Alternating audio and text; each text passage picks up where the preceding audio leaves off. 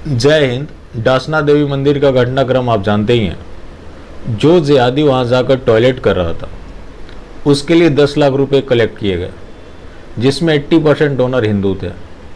यहाँ तक कि टॉप 5 डोनर भी हिंदू थे। ये सब क्यों हो रहा है, क्यों दिया गया? उसकी उपलब्धि ये थी कि उसने जाकर शिवलिंग पे टॉयलेट किया था। जानते हैं क्यों? क्योंकि हिंदुओं का धर्म भ्रष्ट हो चुका है।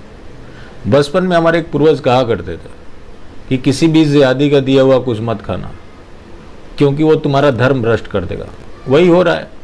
पहले मेरठ, फिर गाजियाबाद, अब दिल्ली चांद होटल, जहाँ पे इब्राहिम और अनवर थूक लगाकर लजीज रोटी बनाते हुए पकड़े गए। रोटी या नान कुछ बना रहे थे। तो इनका धर्म पूरी तरह से भ्रष्ट हो चुका है। मतलब हो क्या रहा है? कहीं ये कुत्ते के साथ शोषण कर रहे हैं, कहीं बकरी के साथ, कहीं अंडरगारमेंट चुरा रहे हैं, कहीं थूक लगाकर रोटी ये कर रहे हैं। फिर भी हिंदू कुछ आ जाते हैं कि भाई तुम नफरत फैला रहे हो। मतलब नफरत हम ऐसा फैला रहे हैं जैसे कि ये लोग ये सब करके शांति के संदेश दे रहे हैं। भैंसा में 4 साल की एक हिंदू लड़की का इन लोगों ने बलात्कार किया और ये घटनाएं हमारे लिए आम हो चुकी हैं। हर जगह एक ही तरफ से होता है, विक्टिम एक ही कम्युनिटी से होता है। फिर भी ये कहते हैं कि इन चीज़ों का कोई मजहब नहीं होता। ये करते हैं तो सब ठीक है, हम उस पर सवाल खड़े कर दे तो हम सांप्रदायिक हो जाते हैं। दुर्भाग्य की ये बात है कि हमारी जो सरकार है वो ऐसे लोगों को पोषित कर रही है, ऐसे लोगों को स्कॉलरशिप दिया जाता है। फिर भी हमारे कुछ तथाकथित कट्टर हिंदू नरेंद्र मोदी का इसे मास्टर स्ट्रोक बताते हैं। वही हिंदू जिस एक्टिविटी के लिए खुश होता है कि श्रीलंका ने बुर्का बैन कर दिया, फ्रांस ने ये कर दिया, वैसी एक्टिविटीज़ को भारत में बढ़ावा दिया जाता है।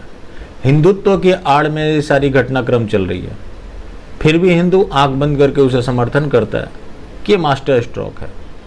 इस देश में 2 ही धड़े बन चुके हैं, एक तो मोदी अंध विरोधी और एक मोदी का अंधभक्त। 20 की बात कोई नहीं करना चाहता, क्योंकि सब जय श्री राम के नारों से खुश होने लगे।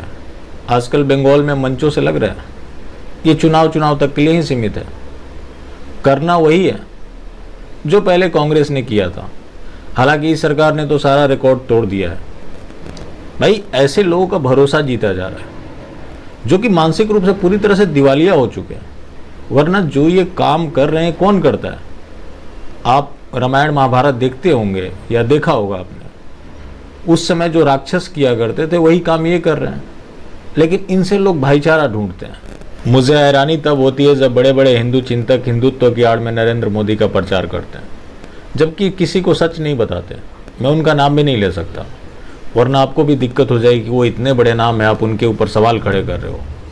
मुझे मोदी से कोई प्रॉब्लम नहीं है। मेरे को पता है कि जो भी करना है इसी सरकार ने करना है।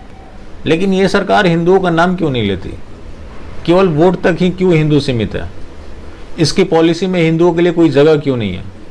मैं चाहता हूँ ये सवाल लोग पूछें। यही सरकार करेगी, लेकिन आप जब तक दबाव नहीं बनाएंगे कैसे करेगी?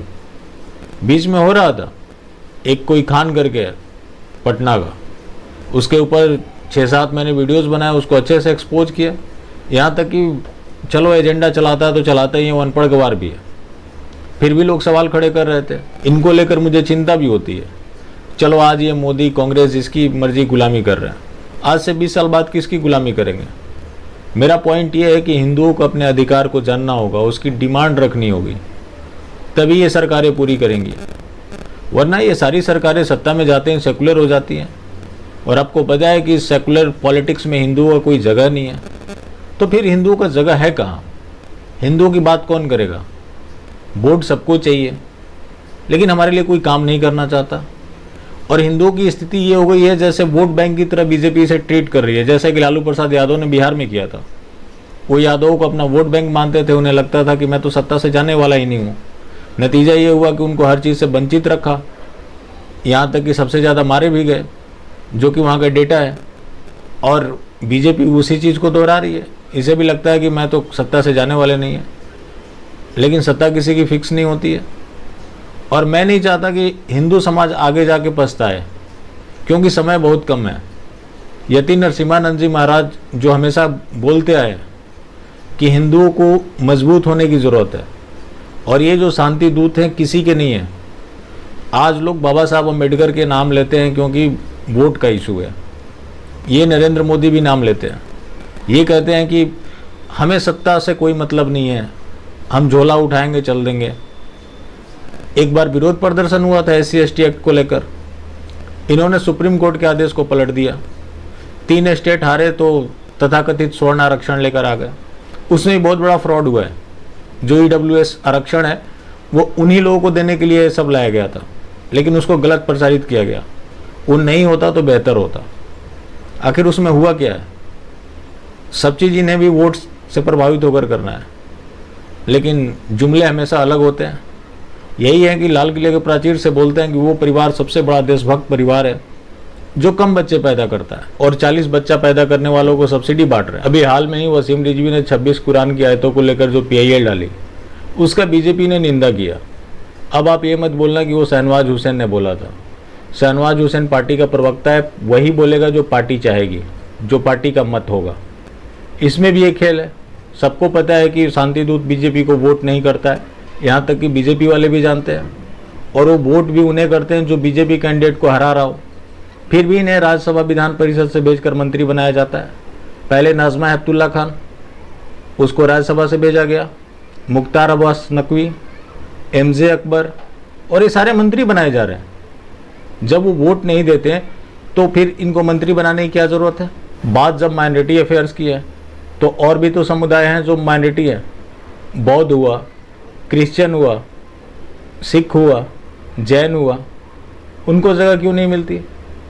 वो माइनॉरिटी अफेयर्स मिनिस्टर क्यों नहीं बनाए जाते? यही पार्टी है ना जो बोलती है द पार्टी विद डिफरेंस। ये शहनवाज हुसैन अभी रिसेंटली इसे बिहार विधान परिषद भेजा गया, उसके बाद उसे मिनिस्टर बनाया गया। ये आखिर ये हिंदुओं की कीमत पर क्यों ऐसा किया जा रहा है? जब वो वोट नहीं देते तो आप उनको बाहर करो। अब आप बोलोगे कि सरकार चलाने के लिए सब करना पड़ता है। क्यों करना पड़ता है? वो वोट दे, उनका तो एजेंडा फुलफिल हो रहा है ना। जो उनके बहुल एरियाज़ हैं, जैसे कि 5 सीटें AIM ने जीत लिया, उससे उनका उधर रिप्रेजेंटेशन बढ़ रहा है, और ऐसे करके बीजेपी बढ़ा रही है। और हिंदू इसे मास्टर स्ट्रोक देखता है और भरोसा जीतने का प्रयास देखता है। तो ये सब सोचने की ज़रूरत नहीं है। आप क्लियरली सोचो, सब कुछ आपको दिखेगा कि ये सब पूरी तरह से एक फ्रॉड चल रहा है। जबकि सबको पता है कि जिहादी सिर्फ जिहादी होता है, चाहे वो किसी भी जगह पर क्यों ना बैठा हो। अम्बेडकर साहब ने कहा था कि ये जो कम्युनिटी है इसका भाईचारा विद इन कम्युनिटी हो सकता है, बाहर नहीं हो सकता है। उसके बाद भी आप भाईचारा की तलाश में होते हैं। सबसे बड़ी बात ये होती है कि अगर आप हिंदुत्व की बात करते हैं तो जिहादी तो खैर अटैक करते ही करते हैं, वो तो उनका अधिकार है, क्योंकि हम उन्हें बेनकाब कर रहे हैं। जैसे हर चीज़ के बारे में उन्हें झूठ बोलना है, वो सब पूरा झूठ पर ही टिका हुआ है। लेकिन हिंदू भी हमें टारगेट करने पहुंच जाते हैं, तो गजब का इत्तेफाक है। और ये टेंडेंसी रही तो भविष्य में अलार्मिंग सिचुएशन है। खैर यति नरसिम्हानंद जी महाराज जो कर रहे हैं वो बेहतर कार्य कर रहे हैं। अगर उसको ये समाज अमल किया तो शायद कुछ बेहतर हो सकता है। बाकी फिर मिलते हैं। जय हिंद।